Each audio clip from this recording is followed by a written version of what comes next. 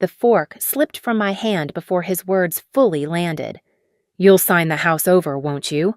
Laughter rippled down the table, tight rehearsed like a toast to my obedience. The chandelier hummed above us, catching on the wine glass trembling near my elbow. I set it down slow enough for everyone to see. "No," I said. The room froze. Someone whispered my name like a warning. My mother's pearls clicked as she turned away. My father's jaw twitched. Then, nothing. Just the hum of the light and the sound of liquid dripping from the overturned glass onto the floor. Then his voice, "So will Sue." When I was 8, the sound of breaking glass never drew anyone but me. Randy would slam a door, a picture frame would fall, and I'd sweep up the shards before our parents came home. He'd call me the cleanup crew and laugh until I smiled just so he wouldn't stop. That was our rhythm, his noise, my silence. At 12, he crashed my bike into a mailbox. Dad replaced his the same afternoon. Mine stayed bent and rusted at the curb for years. I told myself it didn't matter. It always did. At 16, I started fixing things. The kitchen sink that leaked for months, the cabinet door hanging by one hinge. Mom would pass by coffee in hand, saying, "You should have been born a boy. At least you'd be useful." Randy would grin over his cereal spoon, tapping the bowl like applause. The sound used to echo in my head at night. When college came, Randy failed 2 semesters and still got a new car. I graduated early and got a toolbox. Dad said it suited me better than a desk job. At 25, I stopped expecting fairness. I stopped asking for it. The only person who ever saw me differently was Grandma. She'd sit with me in her garden, pointing out where roots broke the soil just to find light. "You're like that," she'd say. "You don't fight loud, but you grow through concrete." I didn't understand what she meant until she died and her will was read. Randy got a trust fund. I got her journals. Everyone acted like that was fair. I used the journals to learn how to rebuild what others gave up on old furniture, broken walls myself. That's how I found the house a 1920s craftsman collapsing into itself listed cheap because no one wanted to touch it. I poured everything I had into it, every check, every weekend, every ounce of calm. And every time a wall cracked, I patched it before anyone could see. When my parents visited once, Dad laughed. "You'll burn yourself out fixing that dump." Mom nodded. At least Randy's working on something real. I handed them coffee and mugs I'd made by hand. Neither finished. When they left, I watched from the porch as their car disappeared, the dust rising behind them. The house creaked, but it stood. I told myself that was enough. I used to think silence kept the peace, that endurance was proof of love. But sitting on the floor that winter night, hands raw from sanding the same step for hours, I realized I'd built a home from everything they said would break me. The wind pushed through the cracks around the window, carrying a faint smell of pine. I pressed my palm against the wooden rail I'd just restored, solid, warm, steady under my skin. Somewhere outside, a dog barked. Inside, only my breathing filled the air. That was the night I stopped waiting for them to see me. The call came on a Wednesday just before noon. I was sanding the window frame, sunlight spilling in thin, dusty stripes across the floor. The phone buzzed once, twice, and then his voice cut through the static flat, practiced final. "Randy needs that house more than you do. If you don't sign it over by Friday, we'll see you in court." The word court echoed through the speaker like a nail hitting glass. I didn't answer. Paint dust clung to my wrist, glittering under the light. My breath stayed even. He mistook that silence for fear and hung up satisfied. A few seconds later, the phone lit again, Mom this time. Her tone was sharper, thinner. "You know what you owe us, Nova. We raised you. Don't make this ugly." Then the line clicked dead. The room felt heavier after that. Outside, wind rattled the glass panes. I set the phone down next to my coffee mug and stared at the reflection trembling inside it. It wasn't anger that came first, it was recognition. This wasn't new. It was the same rule dressed up in legal language. My effort belonged to them. The light shifted across the wall as the day slipped forward. I picked up my chisel and pressed it into the frame, the sound scraping against the quiet. The wood gave way splinter by splinter, steady, deliberate. When the dust settled, I stood there watching sunlight touch every mark I'd made on that house. For years, I'd built with my hands because it was the only thing they couldn't rewrite. Now they wanted even that.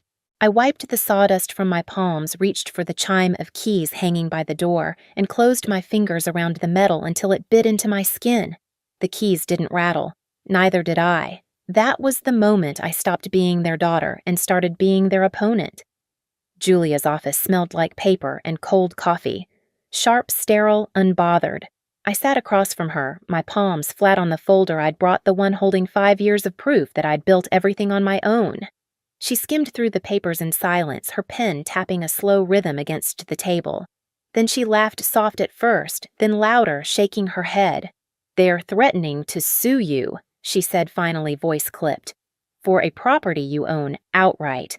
Her laughter filled the room, light surgical cutting through the fear that had been weighing on my chest since the call.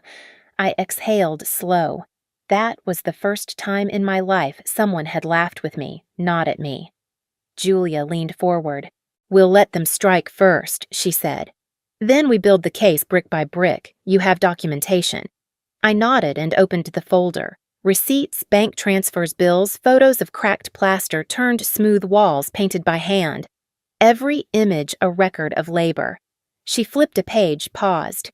"Keep everything organized, digital and printed. Chain of evidence matters more than outrage." Her tone was calm, instructional, not pity strategy. That night, I started the quiet work. I labeled folders on my computer: mortgage, renovations, utilities. Printed copies went into brown envelopes lined up across my dining table. I replayed the call with my father and saved it under threat recordings. Each click, each label steadied me. At 2 a.m., I sat in the living room surrounded by stacks of paper and the hum of the old radiator. Outside, rain tapped against the window. I stared at the house I'd built, the one they called a waste, and realized I was cataloging not just evidence, but a life. The radiator hissed, once the only sound in the room. A week later, Julia called. They filed. Her voice didn't flinch. Neither did mine. "Good," I said.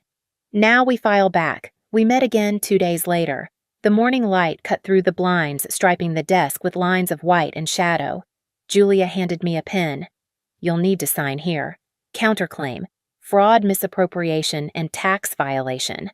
The words sounded heavy but clean, like glass breaking in the right direction. I signed. "Proof of inheritance theft?" she asked. I passed her another folder. Inside, copies of statements from my grandmother's trust records showing how the funds disappeared the same year Randy bought a new car and my parents remodeled their kitchen. Julia scanned, then looked up. "They left a trail." I nodded. "They always do." When she smiled, it wasn't friendly. It was professional satisfaction, the kind that promises results. "Let the system do the talking," she said. At home, I moved through the house, slowly touching each surface as if reminding it who it belonged to. The doorknob I'd polished, the stair rail I'd sanded, smoothed the faint scent of varnish still lingering near the windowsill. In the kitchen, I turned off every light except one, the oversink bulb, flickering softly. My laptop screen glowed pale blue as I reviewed the final files: statement of ownership, property deed, tax records. Each document opened and closed with a click that felt like breathing. In the quiet, my phone buzzed with messages from family. "You're making this worse. This isn't how we do things. Think of your parents' reputation." I didn't reply. I archived each one into a folder named Noise. Days blurred into weeks. I worked during daylight, built my defense at night. Julia handled filing subpoenas, the language of war dressed as civility. My part was order, document, verify, prepare. I became fluent in evidence. When the notice came that we'd enter discovery, I sat at the same kitchen table where I once ate alone after being told I was too independent. Now the table was a command center laptop, open, color-coded binders stacked beside my coffee cup. Every binder spine gleamed under the overhead light. It was the most beautiful thing I'd ever built. Sometimes I caught my reflection in the dark window, same face, different posture. Shoulders back, hands steady, no more flinching. Power. I realized wasn't loud. It didn't beg.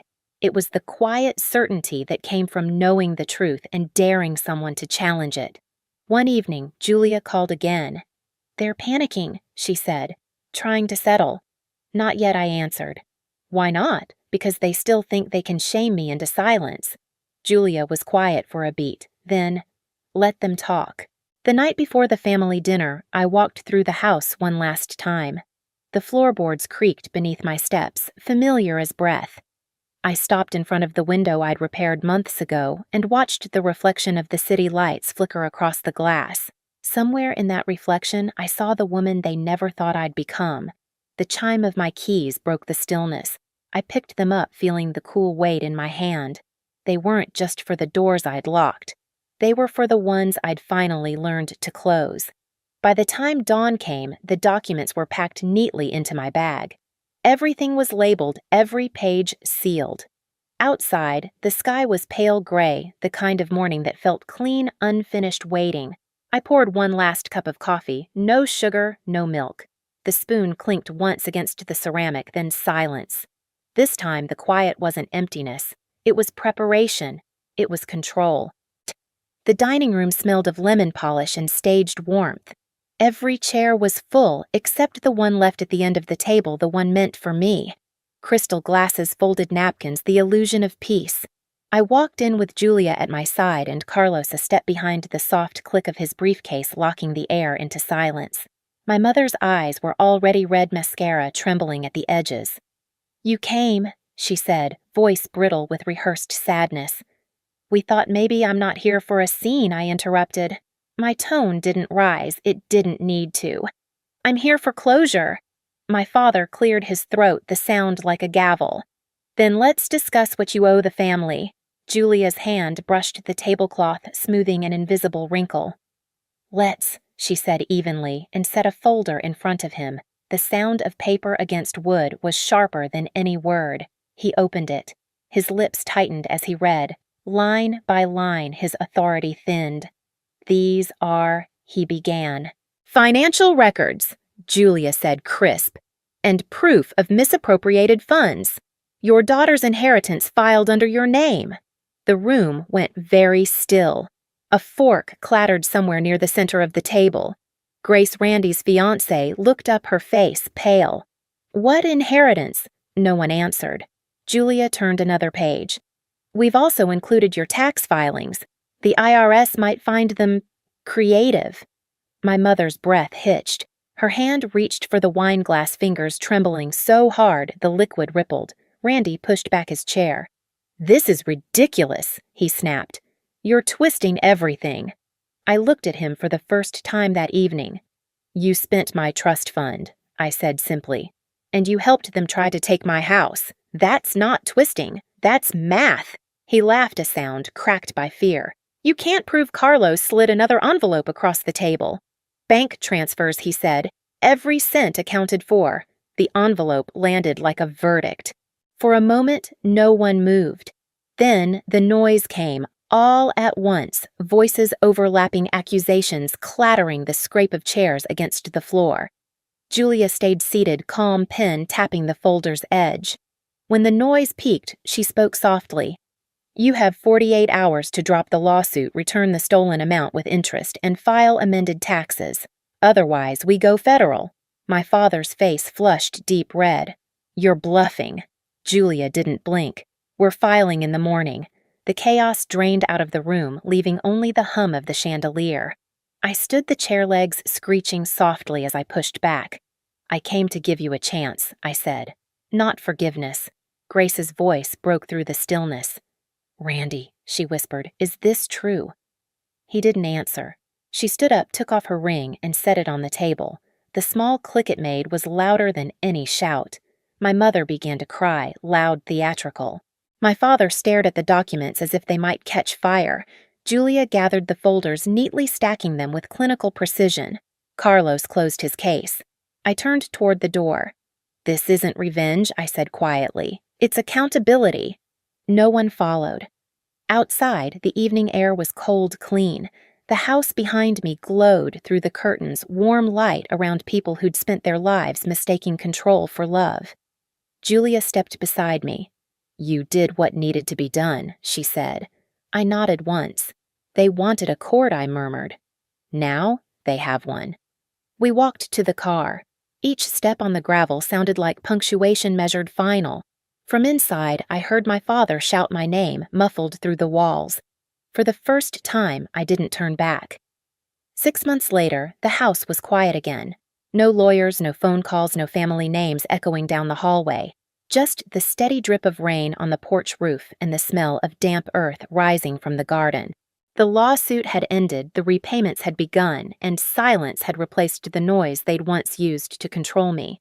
I spent mornings with coffee on the steps, watching light move across the floorboards I'd sanded myself.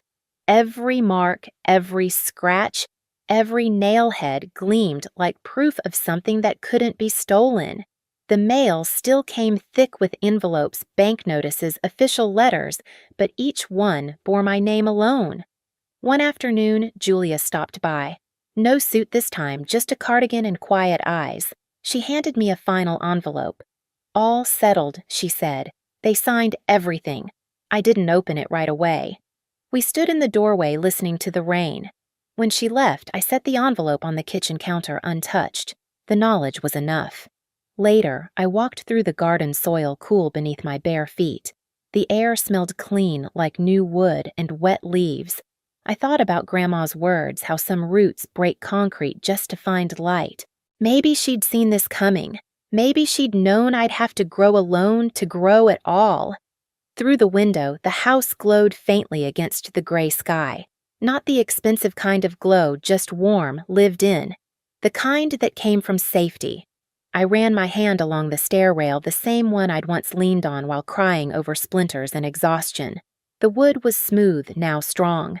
A single beam of sun broke through the clouds and caught the old keyring hanging near the door. The metal shimmered gold against the fading light. I reached out, let it rest in my palm. For the first time, it didn't feel like weight. It felt like proof. This was what survival sounded like. No applause, no cheers, just the sound of rain softening against glass. Justice doesn't roar, it lingers. It waits in the corners of quiet houses and the soft click of a lock finally closing. My family thought they could rewrite what I built, but walls remember. Floors remember. I remember. Their silence now is louder than their threats ever were. The house stands not as revenge, but as record. Every nail, every scar, every repaired crack is testimony. You don't have to shout to reclaim what's yours. You just have to stop opening the door. If this story stayed with you, hit subscribe and stay for more cold, quiet reckonings.